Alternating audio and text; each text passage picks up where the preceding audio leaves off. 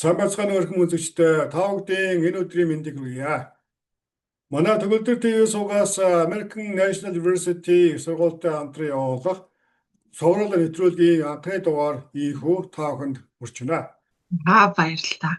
За тэгэхээр өнөөдрийн дугаараар бол Америкт яг хичнээн төрлийн визээр орж ирэх боломжтой. Ялангуяа визийн нэг төрөл дотор хичнээн төрлийн сургалтын визийг Америкийн нэгдсэн улс гадаад оюутнуудад олгодог. Тэдгээр сургалтын визний давуу талууд нь юу байдгийг тэрийг би хооронд нь товчхон байдлаар харьцуулаад явна. Үүнээс гадна ерөнхийдөө бид нар өнөөдрийн энэ нэвтрүүлгээр F1 буюу академик хөтөлбөрийн сургалтын визэн дээр тулгуурлаж ярих болно. Тэгэхээр энэ визтэй холбоотой түгээмэл асуулт ямар асуулт гэдэг вэ гэхээр ажиллах хэрэг гэдэг. Тэгэхээр тэр ажиллах хэрэгтэй холбоотой би бас дэлгэрэнгүй мэдээллийг өгөх гэж зорно. Тэгэхээр ерөнхийдөө Америкийн нэгдсэн улс нь гадаад оюутнуудад зориулж 3 төрлийн сургалтын визийг олгодог байх нь байна. Үдгээр 3 төрлийн визэн дотор хамгийн ихний түгээмэл монголчуудын хувьд бол хамгийн түгээмэл энэ визэнд мэдүүлж энэ визийг авч Америкийн нэгдсэн улсад хөл тавьдаг виз бол F1 буюу академик хөтөлбөрийн виз нь байна. Энэ төрлийн хөтөлбөрт энэ төрлийн визэнд оюутнууд маань бүртгүүлэх гэвэл ямарваа нэгэн академик хөтөлбөрийн чиглэлээр үйл ажиллагаа явуулж байгаа сургууль, скол коллеж, бас ахлах сургууль, мөн хэлний бэлтгэлийн чиглэлээр үйл ажиллагаа явуулж байгаа сургуулийн төвүүдээр хандан тэгэхээр тухайн хөтөлбөртөө элсэж бүртгүүлж орсноороо яг энэ хөтөлбөр яг энэ төрлийн визэнд бүртгүүлэх алхмаа бол эхэлж байна гэсэн үг. F1 визний давуу тал нь яг юу байдгүй гэхлээр нэгд болохоор энэ визэнд бүртгүүлээд Америкийн нэгдсэн улсад яг аль бие осоос суралцахаар орж ирсэн оюутнуудын хувьд бол бүтэн цагаар сурах эрхтэй болно. Бүтэн цагаар сурах нь байна. Хоёр дахь давуу тал нь гэхлээр суралцах хугацаанд хуулийн дагуу ажиллах боломжтой. Энэ бол маш түгээмэл асуулт байдгийн. Тэгэхээр энэтэй холбоотой би ерөнхийдөө энэ нэвтрүүлгийн төгсгөлдөөс илүү дэлгэнгүй мэдээлэл өгөх болно. Ерөнхийдөө ажиллах эрхтэй холбоотой яг би товчхон мэдээллүүдийг өгөхөд бол оюутнууд бол тухайн суралцж байгаа хөтөлбөрийн дагуу тухайн суралцж байгаа хугацаанд сургуулиас ажиллах эрх авдаг. Тэр ажиллах эрхийг бол curricular practical training буюу энд байдаг хүмүүс бол тэрийг бол CPT гэж нэрлэдэг байгаа. CPT-г ихэвчлэн академик хөтөлбөрээр сурж байгаа оюутнууд сургуулиас авах боломжтой. Харин хэлний бэлтгэл сурж байгаа оюутнуудын хувьд бол зөвхөн on campus тухайн хэлний бэлтгэлээс ажиллах эрхийг аваад on campus дээр ажиллана. Харин CPT-гийн хувьд бол энэ өөр асуудал. Оюутан on campus ажиллаж болно, off campus буюу кампус дээр болон кампусаас гадуурч гэсэн ажиллах боломжтой. Ажиллах цагийн хувьд бол тухайн ажлын нөхцөл байдлаас шалтгаалаад 7 хоногийн 20 юм уу 40 цаг ажиллах боломжтой ийм зүйл байгаа.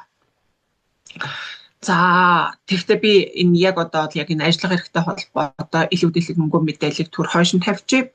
Илүү дэлгэнгүй мэдээллийг дараагийн удахгүй хүргэж явна.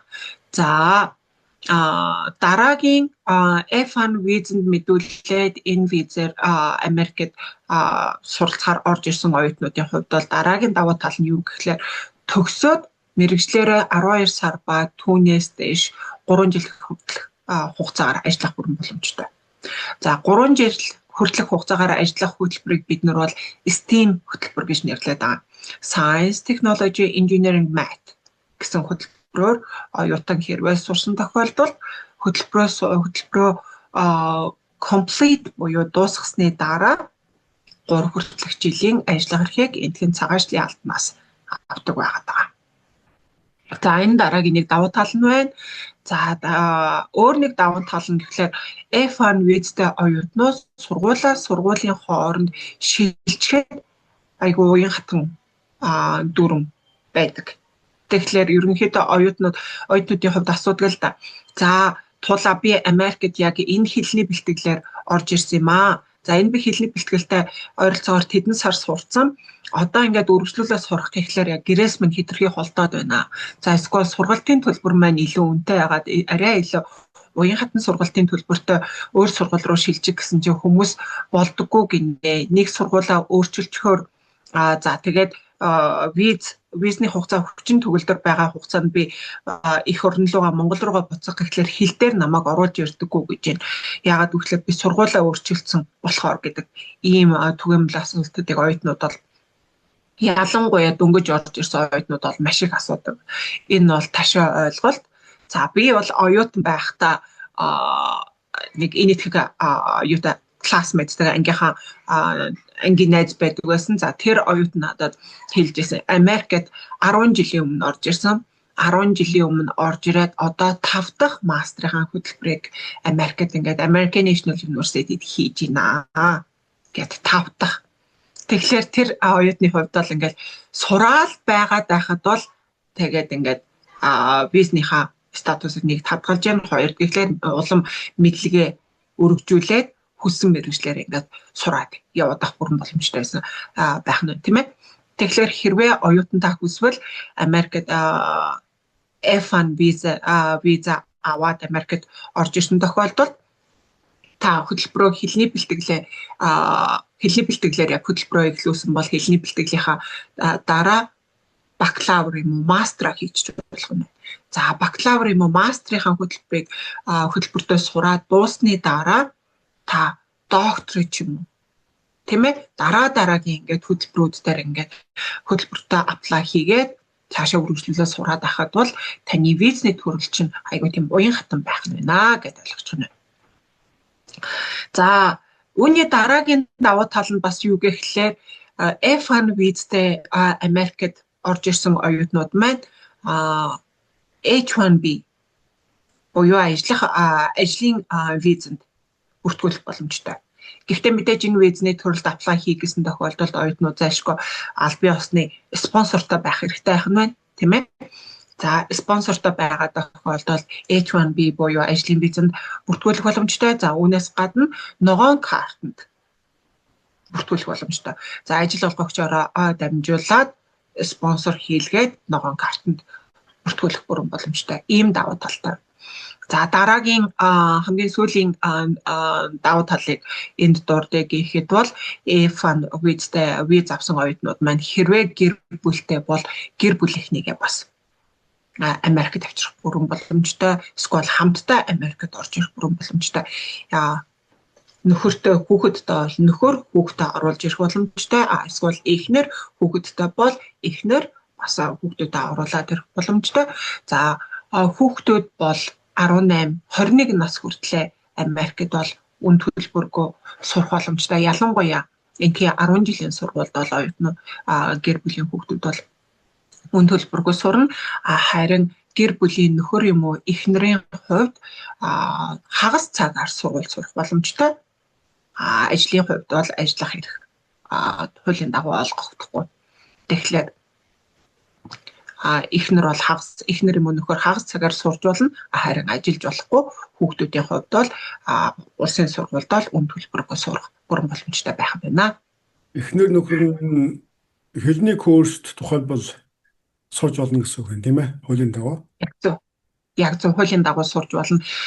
Жишээ нь F1 статустай оюутан бүтэн цагаар буюу хэлний бэлтгэлд одоо ойролцоогоор тухайн сургууль бол өдрийн 5 цагийг хичээл суух ёстой гэсэн дүрэн байгаа бол за эхнэр юм уу нөхөр F2 статустай хүн болохоор өдрийн 2.5 цагаар тухайн хичээлдээ хэлний бэлтгэл суугаад яваад авах бүрэн боломжтой. Үүнээс гадна энэ одоо бакалаврын мастрын зэргийг хүртэл эзэмших боломжтой. Тэгэхээр гэр бүлийн хүн нь энд яг F1-тай хүн нь зэрэгээ дуусаад хөтөлбөрөө дуусаад Монгол руугаа явахдаа зэрэгцээ тэгэхээр нөгөө эхнэр нөхөр нь бас давхар ингээд мастер юм уу бакалаврын хөтөлбөрт ингээд сурж байгаа тэрийг дуусгаад ингээд зэрэгээ эзэмшсэн тохиолдолд Монгол руугаа явахдаа бас нэг сумар хоёр дулаа боччих бүрэн боломжтой гэсэн үг л дээ. За тийм байна. За тэгэхээр F1 визтэй холбоотой ийм давуу талууд байдаг байна. За тэгэхээр одоо би J1 визийг яриа. За J1 виз нь бол сурах солилцооны хөтөлбөр. Хөтөлбөрийн дагуу олгодог визний төрөл байгаа. За ерөнхийдөө манай American National University-гийн хувьд бол манай сургуулийн хөтөлбөрүүд нь дандаа F1 визний хөтөлбөрүүд байгаа. Тэгэхээр би J1 болон дараагийн ярих визний төрөлтэй холбоотой зүйлүүдийг товчхон мэдээллүүдийг дурдаад өгөөд явъя. За J1 бол ерөнхийдөө сурах солилцооны хөтөлбөр гэдгийг түрүүн би хэлсэн. За монголчуудын хувьд бол ерөнхийдөө энэ төрлийн виз нь F1 визтэй харьцуулахад бол нэг тийм түгээмэл виз бол биш. Гэхдээ бидний илүү сайн мэддэг яг энэ төрлийн визэн дотор бидний илүү сайн мэддэг хөтөлбөр нь бол work and travel гэдэг. Одоо ялангуяа 100 зуны амралтаар Монголоос аюул олон хүүхдүүд яг энэ хөтөлбөрт бүртгүүлээд 3 сарын ажиллах эрхийг аваад Америк руу орж ирж яг суралцах одоо ажлын дадлага хийгээд эндээ Америкийн соёлтой танилцаад буцдаг байгаа. За энэ төрлийн хөтөлбөрт бүртгүүлж байгаа оюутнууд зайлшгүй өөр ингэсэн спонсортой байна. Жишээ нь түрүүн миний ярьсан 3 сарын хөтөлбөрөөр work and travel хөтөлбөрөөр орж ирж байгаа оюутнууд бол спонсор байхгүй бол спонсор буюу ажил олгогч байхгүй бол Америк руу орж ирэх боломж байхгүй байх нь байна. За тэгэхээр энэ хөтөлбөрт ямар оюутнууд ямар хүмүүс бүртгүүлэх боломжтой гэхээр эрдэмтэн судлаачид за дадлагжаагч бас нэг оюутнууд бүртгүүлээд за энэ хөтөлбөрт сурч явах хугацаанд давхар ажиллаад явах боломжтой. За мэдээж яг түрүүн хэлсэнчлэн энэ визний давуу тал нь бол оюутан нэгэнт энэ виз нь оюутныг ажиллах эрхтээр бол дэмжиж байгаа учраас оюутан сурч явах хугацаанд ажиллаж явах боломжтой байх нь байна. Тэргээрээ давуу талтай. За academic training буюу за энэ нь одоо F1 визтэй адилхан оюутан хөтөлбөрөө дуусны дараа эндхийн цагаан ажлын албанаас ажиллах хэрэг авдаг. За яг түүнтэй адилхан J1 визэн дээр academic training буюу ажиллах эрхийг олгодог. За тэрүүгээрээ давуу талтайгаа нь за ажиллах эрх нь яг тухайн хөтөлбөрөөс шалтгаалаад general ерөнхий хөтөлбөр байна уу, STEM хөтөлбөр байна уу гэдгээс шалтгаалаад ажиллах эрх нь харилцан адилгүй байх нь байна. За сөрөг тал нь юу гэхээр сургуулиас сургуулийн хооронд шилжих боломжгүй байдаг. Яг хугацаа бол яг хязгаарлагдмал хугацаатай Америкт орж ирдэг. За тэгэхээр нэгэнд J1 визээр Америкт орж ирсэн оюутнууд за сураад ажиллаж явах хугацаанд төлөвлөгөөнд баг зэрэг өөрчлөгдөөд Америкт арай илүү удаан хугацаагаар байх шаардлага гарсан тохиолдолд тэд нэр хөвчлэн ямар шийдвэр гаргадаг вэ гэхээр нэгэнд нөгөө визэн сунгах боломжгүй учраас визний ангиллаа өөрчлөх тэм шийдвэрийг гаргадаг байгаа. За тэгэхээр визний ангиллыг өөрчлөх сэдвтэй холбоотой би дараагийн дугаараар илүү дэлгэнгүй мэдээлэл болохоор энэ дээр би ерөнхийдөө визний ангиллал солихтой холбоотой ямар нэгэн мэдээлэл өгөх боломжгүй байна. J1-ийн хувьд бол хэрвээ энд удаан хугацаагаар үлдээгсэн тохиолдолд суушаад суралцаад амьдрий гэсэн төлөвлөгөөтэй байгаа бол оюутнууд визээ сунгахын оронд харин визний төрлөө өөрчилж болдог ийм боломж байх юм байна. За тэгэхээр J1-тай холбоотой ийм мэдээлэл байна. За дараагийн 3 дахь визний төрөл буюу M1 виз байна. За M1 виз нь бол мэргэжил болон техник сургалтын виз байгаа. За энэ төрлийн виз нь бол ерөнхийдөө богино хугацааны хөтөлбөрүүд дээр олгогддог визний төрөл байна. За жишээ нь одоо өсчин, гоо сайханч, тоогооч, механикч чиглэлээр Америкт мэргэжил эзэмшиж, Америкт богино хугацаанд сураад, Америкийн боловсролын гэрчлэгээтэй болъё гэсэн оюутнуудад энэ хөтөлбөр маань илүү тохиромжтой гэсэн. За монголчуудын хувьд бол энэ виз нь бол тэм түгээмэл биш. За магадгүй монголчууд өөрсдөө сайн мэддэгмээс шаардлага гардгүй юм уу? Яг тэрийг бол хэлж мэдэхгүй байна. Тэгээ яг энэ төрлийн визэнд бол бүртгүүлээд энэ төрлийн визээр орж ирж байгаа монголчууд бол түгээмэл биш байдаг байх нь байна. За энэ визний төрөлтэй холбоотой мэдих зүйлүүд нь юу гэхээр ерөнхийдөө гэр бүлийнхээ хамтаар бол Америкт орж ирэх боломжтой. За яг F1 гол виз мэдүүлэгчийн сурцах хугацаанд гэр бүлийнхэн эхнэр юм уу нөхөр хүүхдүүд нь хамтдаа суралцаад явах бүрэн боломжтой. За ажиллах эрхийн хувьд бол ажиллах эрхийг ерөнхийдөө авахд нэлээд хүндрэлтэй. Ягаад гэвэл энэ богино хугацааны хөтөлбөр болохоор энэ хөтөлбөр оюутан сурж явах хугацаанд бол ажиллах эрх авах боломжгүй. Харин хөтөлбөрөө дууссаны дараа маш богино хугацааны нэг дадлагжих зорилгоор богино хугацааны ажиллах эрхийг олгодог байх нь байна. За сургуулиас сургуулийн хооронд бас шилжих боломж байхгүй. Америкийн нэгдсэн улсад удаан хугацаагаар ажиллаж суурших боломжийг олгодоггүй. За надтай нэг оюутнууд холбогдож ирсэн. Эхнэр нөхөр хоёулаа Америкт яг M1 визээр тусдаа M1 визээр нашаага орж ирээд нисгчийн хөтөлбөрт сураад хагас жилийн нисгчийн хөтөлбөрт сураад за тэгээд энд ингээд үргэлжлүүлээд визний төрлөө өөрчлөлт ингээд байж хэсэг хугацаанд байх шаардлагатай байна гэдэг холбогдож байсан. Харамсалтай нь бид нэр тухайн оюутнуудтай тусалж чадаагүй. Ягаад гэвэл визнийхэн төрөл нь өөрөө сунгах боломжгүй болохоор оюутнууд зайлшгүй эргээд их орон руугаа буюу Монгол руугаа буцах шаардлага гарч ирсэн. Тийм виз байх нэ. За тэгэхээр энэ гурван төрлийн визийг ингээд хооронд нь харьцуулаад харахад хамгийн илүү уян хатан боломжийг олгодог сургалтын визний төрөл нь бол F1 виз байх нь байна, тийм ээ.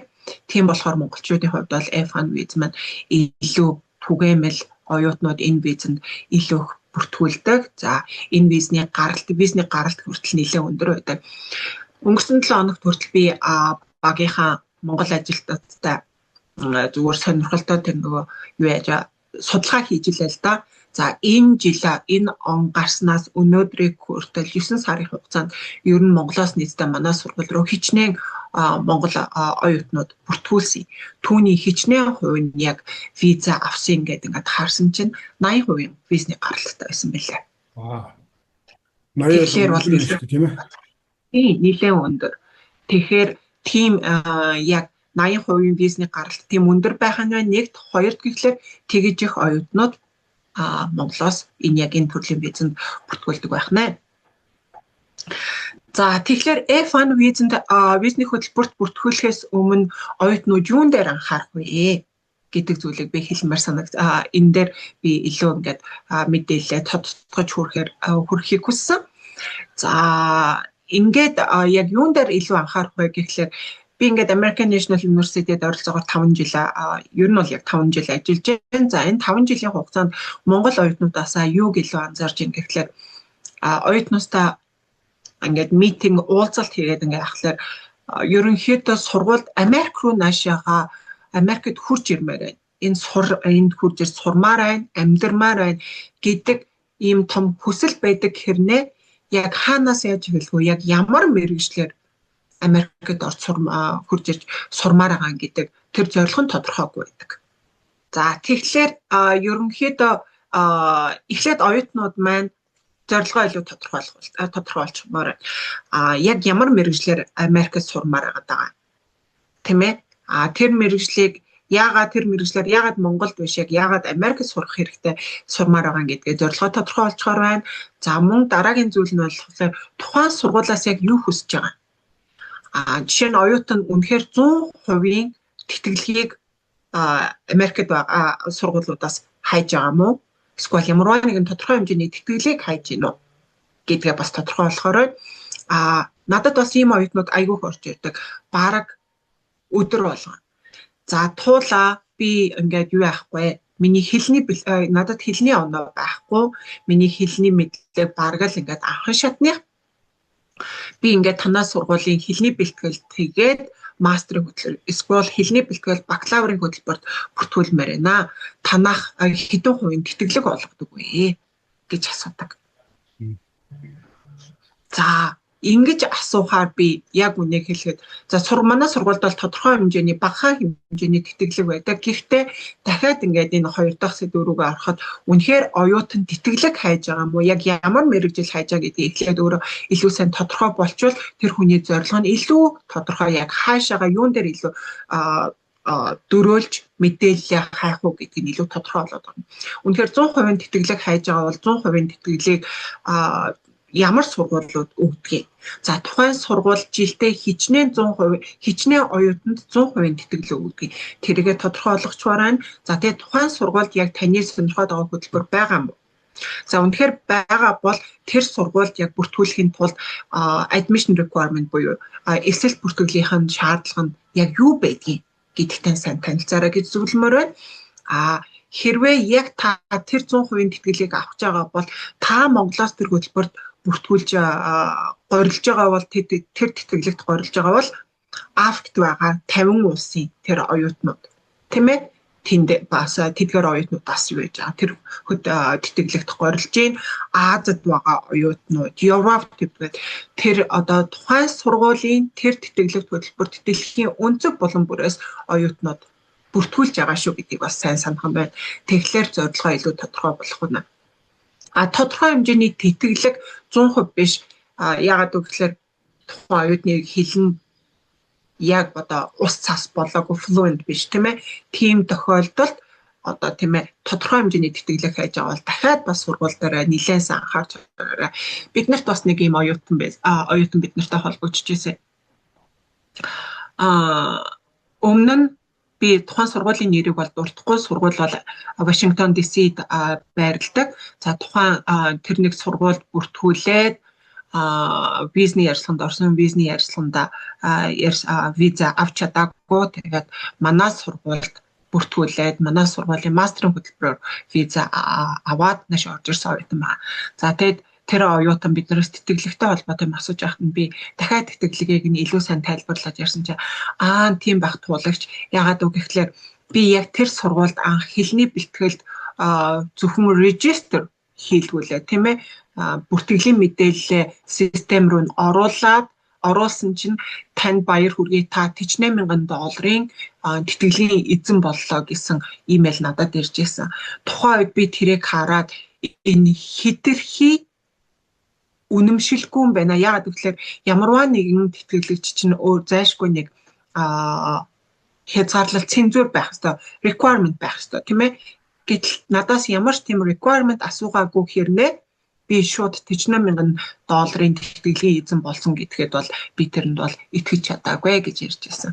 Тэгэхээр тэтгэлэгтэй холбоотой оюутнууд маань бас мэдээлэлээр маш сайн бодтой нөхөр хандаарай гэдгийг би хэлмээр байна.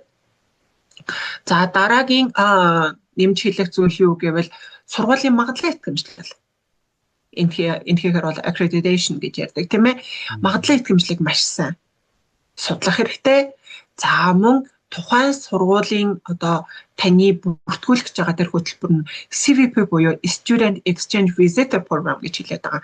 Эндхийн боловсролын яамны одоо харьяа агентлаг.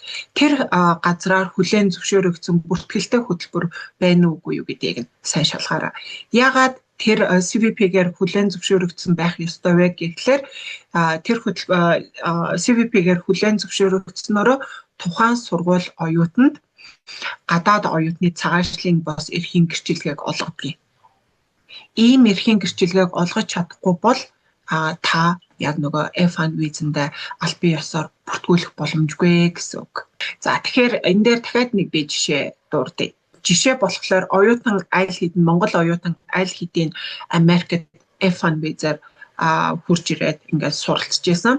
За тэгээд яг академик хөтөлбөрөө эхлүүлэх болохтой зэрэгцээд нэг сургуульд Чикагод байдаг нэг сургуульд очиж шилтэй. За тэгээд тэр сургуульд ингээд банк санхүүгийн чиглэлээр ингээд сураад сурсныхаа дараа ажиллах эрхэндээ эндхийн цагаан ажлын албар руу бүртгүүлээд ингээд ажиллах эрхийнхээ хүсэлтийг явуулсан чинь хүсэлт нь цуцлагдаад зөвхөн хүсэлтийг нь цуцлахаас гадна тэр оюутны эндхийн статусыг нь бүр цуцлаад явуулсан байсан. Тэгээ оюутан яав гэдгсэн чинь оюутныг тухайн сургууль анханасаа CVP-гээр approved болсон хөтөлбөрт бүрт элсэж оруулаг байсан байгаа байхгүй. Тухайн хөтөлбөр нь өөрөө CVP approve болоог байсан гэсэн үг. Тэгэхээр иймэрхүү зөрчлийг зарим сургуулиуд гаргадаг. За тэгэхээр энэ дээр хэн илүү өөрөө сонор сэрэмжтэй байх вэ гэхээр оюутан эхлээд мэдээлэлээ маш сайн цуглуулад тухайн сургуулаа маш сайн судалсны үндсэн дээр сургуульдаа тэр сургуульд элсэж орох уу, өөр сургуульд орох уу гэдгээ шийдвэр гаргах хэрэгтэй байна. Тийм болохоор энд нөгөө магадлалын итгэмжлэгийг сайн шалгах хэрэгтэй байна. CVP approved хөтөлбөр мөн үгүй юу гэдгийг сайн шалгах хэрэгтэй.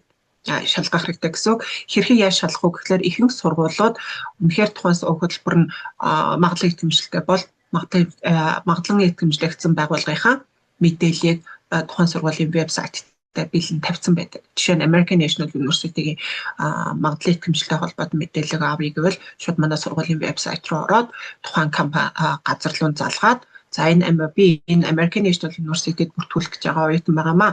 Та надад яг энэ сургууль танаа яг ийм шаардлаганд дагуу магадлалын итгэмжлэгцээ эсэхийг надад тодруулаад өгөөч гэхэд тухайн магадлалын итгэмжлэлт хийсэн газар бол шууд мэдээллийг өгөх боломжтой байдаг. Дараагийн мэдэх ёстой зүйл юу гэхээр оюутнууд сургуулиудыг хооронд нь маш сайн харьцуулж судлах хэрэгтэй. Сургалтын төлбөр, за өөр сургалтын хөтөлбөр гэд харьцуулж болох юу байна тэр болгоныг сайн харьцуулах хэрэгтэй. Яагаад би энийг оюутан болгондоо захидаг уу гэхлээр жишээ нь Монголоос F1 виз мэдүүлж байгаа оюутнууд бол энэ маш хэрэгтэй зүйл.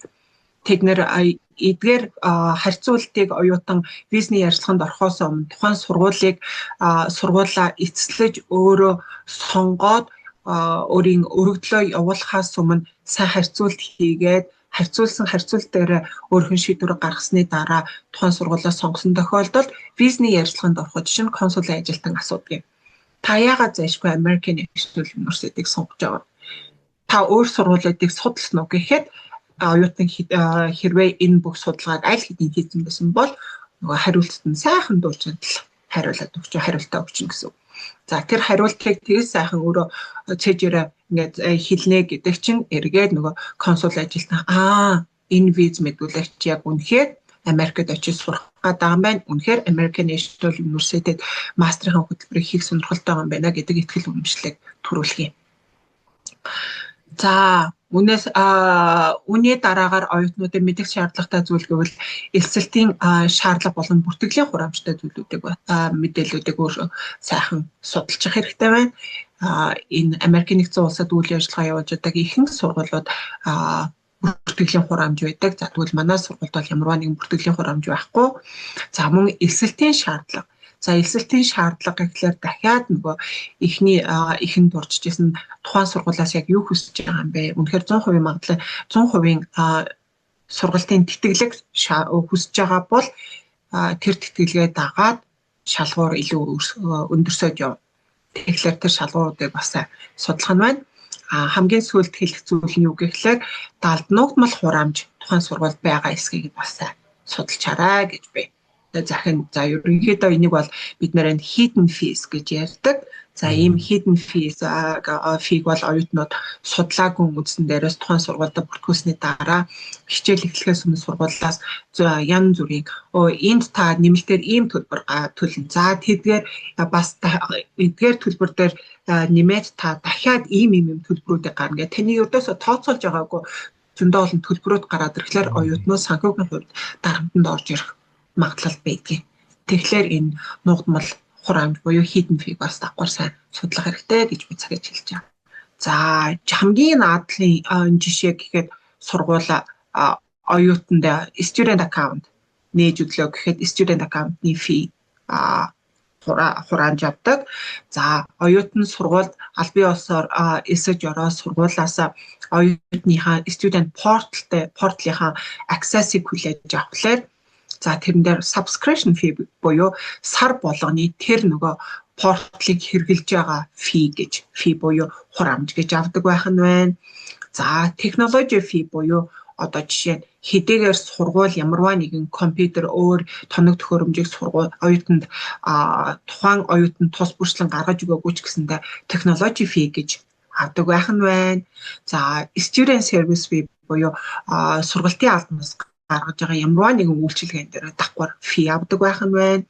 За жишээ нь оюутан сургалтын албанаас ямарваа нэгэн тодорхойлолт би сурдаг нь үнэн гэсэн тодорхойлолт авъя гэхэд тэрэн дээр зориулаад бас төлбөр авдаг 50-аас 60 доллар гэдэг.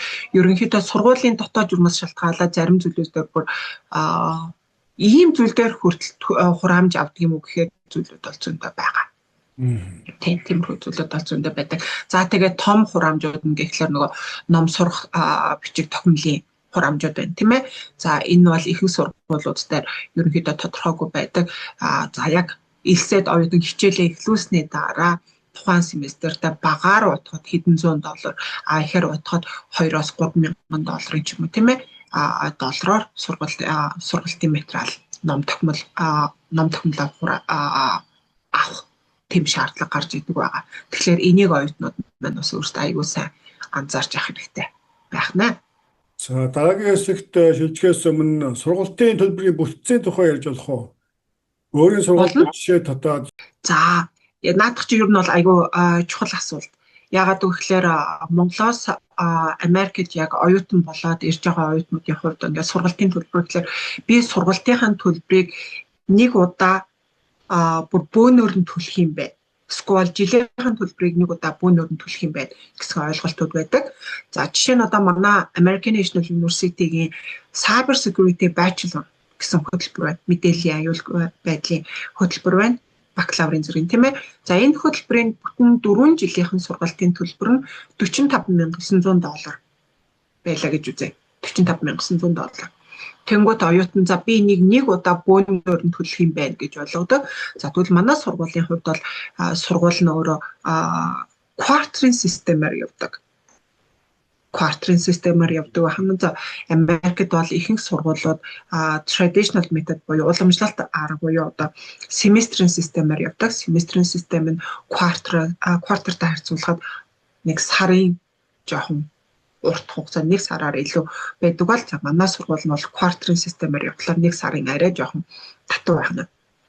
Тэгэхээр оюутан quarter тутамдаа жишээ нь мастрын оюутан бол ялангуяа full time оюутан бол минимум 8 кредит цагийн хичээлийг авах шаардлагатай байдаг.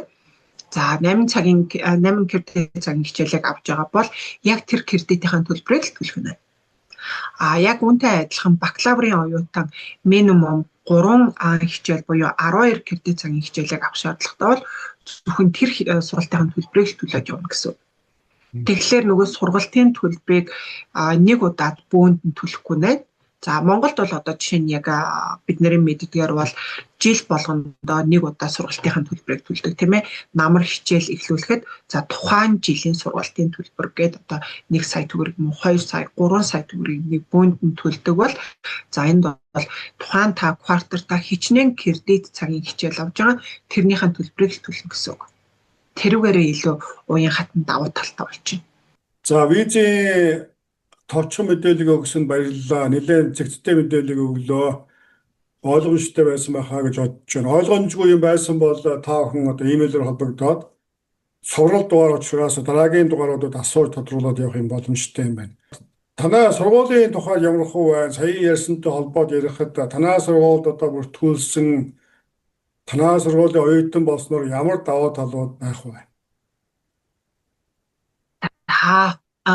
Тэгэхээр American National University-д бүртгүүлэх оюутнуудын хувьд ямар давуу талтай байх вэ гэхлээр хамгийн түрүүнд миний дурдах давуу тал бол сургууль маш баялаг төвөгтэй. 140 жилийн турш үйл ажиллагаа явуулж байгаа энэ сургуулигаа тэгэхээр 40 жилийн турш үйл ажиллагаа явуулна гэдэг бол энэ бол бас мундаг түүх байх нь байна тийм ээ. Энэ хугацаанд бол ямарваа нэгэн тасалдал доголдол гарахааргүйгээр өчнөө мянган одоо дээд боловсрал эрэлхийлэгч оюутнуудад тэдгээр боловсролыг нь олгоод явсан байх нь байна. Тэгэхээр бидний хамгийн түрүүнд бахархдаг зүйл бол бидний баялаг түүх байгаа. За хоёр дахь зүйл гэхлээр миний анзаарснаар Монголоос виз мэдүүлж байгаа Монгол оюутнуудын маань хувьд хамгийн түрүүнд Америкт хурж сурж дээд боловсрол эзэмших хүсэл эрмэлзэл байгаад идэг хэрнээ хэдийч одоо мэдээлэл яг хаанаас авах уу? За мэдээлэл хэрхэн янз цэгцтэй авах уу? Мөн мэдээлэл авсны дараа хэрвээ ингүүл яах вэ? Тэгвэл яах вэ гэсэн маш олон асуултуудаа эргээд нөгөө хариулт авъя гэхлээр ерөнхийдөө энд байдаг сургуулиудын ихэнх сургуулиудын элсэлтийн алба Монгол ажилтнанд цөөхөнтэй байдаг болохоор тухайн хүссэн мэдээлэл дээр тодорхой дэлгэнгүй мэдээлэл хүссэн асуултандаа дэлгэнгүй хариултыг авах боломж байдаггүй байгаад байдаг. Тэгэхээр энэ ерөнхийдөө мэдээллийг яг бүрэн гүйцэд авч чадахгүй болохоор тухайн сургуулаа бас сайн судалж чадахгүй байх тийм нөгөө эрсдэл үүсэх гэдэг. За тэгвэл манай албанд бол одоогийн байдлаар 15 элсэлт бүртгэлийн ажилтан ажиллаж одоо дэлхийн өнцөг боломжроос манай сургууль бүртгүүлэхээр зорж байгаа оюутнуудын онлайн өргөдөл бүртгэл дээр ажиллаж байна. За тэдгээрийн 4 нь Монгол ажилчид байна гэсэн үг. Тэгэхээр тэдгээр Монгол ажилчид маань Монголоос манай сургууль бүртгүүлж байгаа бүх оюутнууд бол сургуультай холбоотой, сургуулийн визтэй холбоотой, за мөн хөтөлбөртэй холбоотой, за үүнээс гадна визний явцтай холбоотой, визний ярьцлагатай холбоотой үн төлбөргүй зөвлөгөө мэдээлэл тусламжийг бүгдөөрингийн эхнээс нь одоо виза аваад Америкт хурж ирээд сургуулаа эхлүүлтэл бүх тэр зөвлөгөө мэдээлэл үйлчилгээг үн төлбөргүй хүргэхээр давуу талтай байх нь. Энүүгээр бол бид нар бол өөр дарга нь байгаа шүү дээ, тийм ээ. Бүртгэлийн гадаад оюутан эрхэлсэн албаны дарга гэж явж байгаа тийм ээ. Тийм, гадаад оюутан эсэл бүртгэл харилцаа гэдэг нь өөрөө маш нарийн одоо удаан хугацааны туршлага хөрөнгөлүүлсэн гэсэн үг шүү дээ, тийм ээ. Тиймээс маш би бол байна гэж миний хувьд бол үзэж байна. За баярлалаа. Энэ үнэхээр давуу тал. Үнэхээр том давуу тал. Тэгэхээр оюутнууд маань манай оюутнууд юу ядгийг ялангуяа Монгол оюутнууд маань хизээ хүссэн бид нартай зүүмээр уулзалт хийснийхаа дараа эргээд ямарваа нэгэн мэдээлэл нь тодорхой бус байгаа тохиолдолд эргээд манай ажилтнуудтай шууд фэйсбүүкээр нь холбогдоод одоо үлзий би энэ дээр ингээд ийм асуултууд дээр ингээд хариулт авсан. Гэхдээ энэ надад одоо хүртэл илүү тодорхойгүй байна. Дахиад энийг тайлбарлаад өгөөч гэхлээр бид нэр ердөөсөө цааруулахгүй тухайн бүртэн дахиж холбогдоод сайхан дэлгэнгүй мэдээлэл өгчдөг. Яг гэхлээр хүн илүү мэдээлэл сайтай бүх зүйл нь ойлгомжтой тодорхой байх тусмаа шийдвэр гаргахад илүү амар болно. Мөн дараагийн шатнд буюу визний ярилцлагандаа ороход за сургуулаа яг сонгоход хүртэл эргэлзэх зүйлгүйгээр яг нөгөө шийдвэр гаргаж явуулахад илүү амар байдаг. Тэгэхээр бид нэр тэгэж оюутнуудтай тусалж үйлчилж байна. Шууд лайв мессенжерээр холбогдож явчихна шүү дээ. Тэг.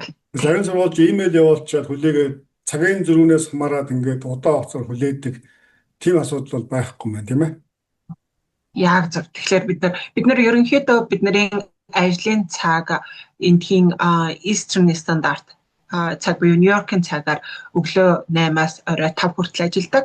За гэхдээ бид нар манай албаны ажилтны тусбар сошиал медиа аккаунтуудыг хэрэглэдэг. Facebook, Instagram, WhatsApp, TikTok гэдэг бүх нөгөө LinkedIn гэдэг бүх нөгөө платформуд дээр аккаунттай болохоор оюутан ямар платформоор манай мэргэжилтнүүдтэй харьцуул илүү амар байна. Тэд нэртэйгээ мессеж хүчээл ингээд явчихад бид нэр тэр тохиолдолд асуултаас нь хариулаад чадахгүйрээ хурдан шуурхаа мэдээлэл нь хүргэж явдаг байгаа. Зөв. За дараагийн дурдах зүйл бол боломжит сургалтын төлбөр. За сургалтын төлбөр бол энд үйл ажиллагаа явуулж байгаа сургуулиудтай бол маш уян харьцуулахад бол маш уян хатан. За түрүүн таны асуусанчлан сургалтын төлбөрийг нэг дор бүүнд нь төлөхгүй яг тухайн квартал тутамдаа хичнээн кредит цагийн хичээлийг авч ийн яг тэр кредитийн төлбөрийг төлөөж явахлаар оюутны хувьд бол санхүүгээ ингээд зохицуулаад санхүүгээ менеж хийж явахад айгүй том давуу талыг олгодгоороо оюутанд бас илүү боломжтой байдаг. За хамгийн сүүлийн зүйл дээр бол нэмэлт хэлэхэд ямарваа нэгэн сургуулиас бол хуулийн дагуу энд ажил хийхэд тухайн ажиллах эрхийг сургуулиас олгоход ямарваа нэгэн нэмэлт хураамж байхгүй байх нэ. Нэмэлт хураамж байхгүй. Эн чинь нөгөө дахиад түрүүний миний дурдсан даалт хураамж буюу hidden fee чинь ихэнх сургуулиудын байдаг энэ hidden fee-ний дахин нэг нь тэгвэл манай сургуульд бол ямарваа нэгэн hidden fee байхгүй. Сургууль нь өөрөө ил тод байдлыг илүү эрхэмлдэг болохоор сургуулийн вебсайт руу ороход бүх зүйлүүд нь мэдээлүүд нь дэлгэрэнгүй бичигдсэн байгаа.